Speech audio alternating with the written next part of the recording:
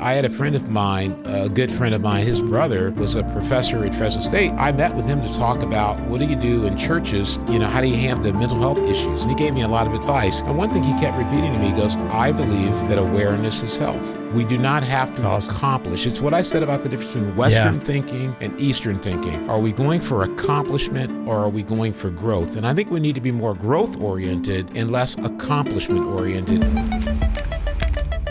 We got one more for you, just about the series as a whole. When we look at the Best Life series as a whole, how do I look at the areas that I'm behind in and not lose faith, give up, or get overwhelmed? So for those, for context, for those who haven't looked, we got 20 total in the queue that are going to be coming out over the next months or so. And so, yeah, you may look at them and several may click with you, and that for some might feel you might get a little overwhelmed by that. So for Russ, what would you say to someone who maybe looks at that and gets a little overwhelmed? I was at a conference. I was listening to a guy talk, and he was talking about all these things, and I was getting wound up because I was like, I don't do that. I don't do this. Right. I don't do that. Right. I don't do this. I've never done that. I do that badly. And that's kind of how I was traveling through it. And I talked to a friend after, and I was like, I don't know what to do with this. And he said, well, first of all, it's not true that you don't do those three things well.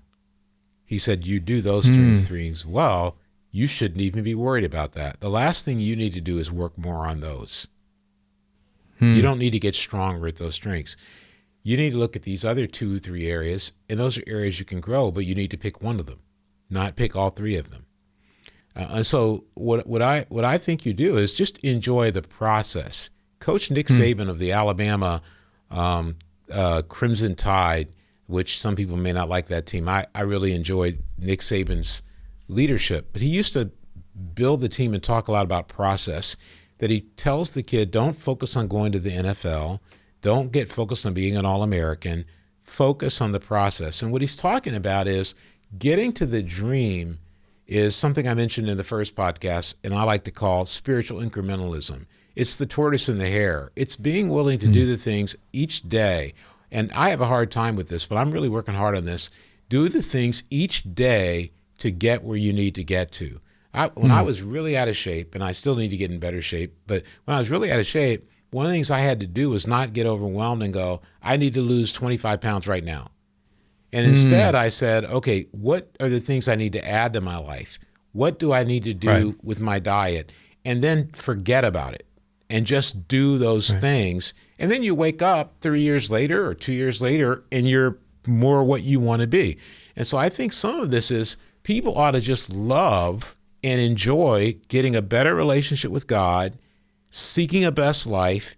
And if you're in your 20s or your 30s or your teen years, you really shouldn't worry about how quickly am I putting it all together. You should be more about, am I aware of where I'm at in life, in space, and am I making progress? As I alluded to, I think again on the previous podcast, I had a friend of mine, Howard Cuna, a good friend of mine, his brother, was a professor at Fresno State, and I met with him to talk about what do you do in churches with, how do you handle the mental health issues? And he gave me a lot of advice. And one thing he kept repeating to me, he goes, I believe that awareness is health. And I think what we have to do as we go through the Best Life series is say, if I'm aware that time management's a challenge for me and I'm working on it, then that's positive. We do not have to accomplish. It's what I said about the difference between Western thinking and Eastern thinking. Are we going for accomplishment or are we going for growth? And I think we need to be more growth-oriented and less accomplishment-oriented. I think the way that you're framing it is super helpful. And even when we started this, like I mentioned, this project was exciting to look, at first, right? To look at all these, this is very applicable. I think this is going to be great stuff, right? But I think the approach, at least for me and some of the others on the team, was a little off because we go, eventually it becomes a sort of a behavior audit, right? Where I kind of go like, what are my deficiencies? What are the areas I wish was done better? And I feel like the longer I think about that, I just start getting a little discouraged because I run up into how much I can kind of do on my own. And I think I think what helped both in framing it in the best life versus life skills, but even with self-awareness, the study that you put together that kicked the whole series off was, man, I've been looking at it the wrong way. And I think it made me go, I think I compartmentalize. I go, what are the things I know I have to do? And then how do I fit God into those plans? Okay, right. I need to be better with my time. Let me find some time related scripture to sort of motivate myself. Right. It's just kind of, yeah. It's not, that's normal, but yeah. And it's, it's, I guess maybe logical to some degree, but I think what the study really helped me with was going, and kind of what you're saying now with these scriptures, like, man, God's trying to help me grow in specific areas to become a type of person. And it's just a very different, it made me realize my approach has been off for a long time in the way I view growth and change and even living by the Bible. So you had a scripture in that first study about self-awareness, and one of the points in there is Proverbs 20 verse 5, and it's in the Voice translation. It says, the real motives come from deep within a person, as from deep waters, but a discerning person is able to draw them up and expose them.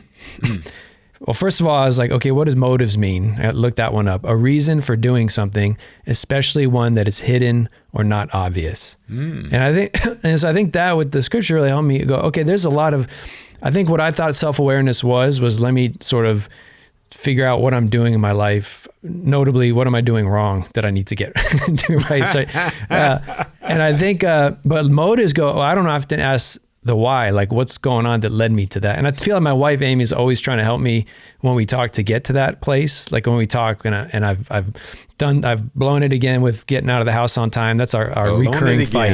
And I'm always, but like, what happened? Like, why? And I'm like, what do you mean, why? Why is that important? But I realized, okay, why? So the study helped me. Okay, why am I constantly avoiding scheduling, right? Well, I'm anxious. There's stuff that I know I need to do that I'm worried about how it's going to go. So I procrastinate, right? There was a motive behind that action, right? When I get short with my daughter, sometimes I oscillate from like the really playful, like, yeah, cool dad kind of dad, with my daughter and play, or all of a sudden I'll go curt, like, hey, to bed now kind of mode. Amy goes, why is that going on?